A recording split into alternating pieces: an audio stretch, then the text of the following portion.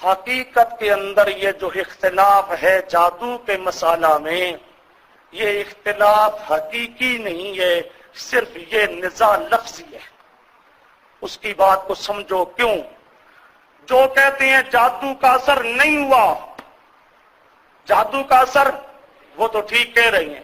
جو کہتے ہیں اثر ہوا، وہ کہتے ہیں دین کے معاملے میں اثر نہیں ہوا، دنیا کے معاملے میں اثر ہوا، دین کے معاملے میں اثر نہیں ہوا۔ تو جادو کا انکار کرتے ہیں وہ بوجہ دین کے، اور جو جادو کے قائل ہیں وہ کہتے ہیں صرف دنیاوی اعتبار سے، جس طرح باقی بیماریاں ہوتی ہیں اس طرح پیارے پیغمبر پہ ایک بیماری آئی تھی، دین کے معاملے میں کوئی اثر نہیں تھا، دین کے معاملے میں کوئی اثر نہیں تھا، اللہ کی آیات کے معاملے میں کوئی اثر نہیں تھا، نماز کے معاملے میں کوئی اثر نہیں تھا، دین کے تمام معاملات میں پیارے پیغمبر کا پاک دماغ بالکل صحیح سالم تھا، صرف دنیاوی طور پہ بس دنیا کے کام کر لیتے تھے اور پھر سمجھتے تھے شاید وہ کام نہیں کیا۔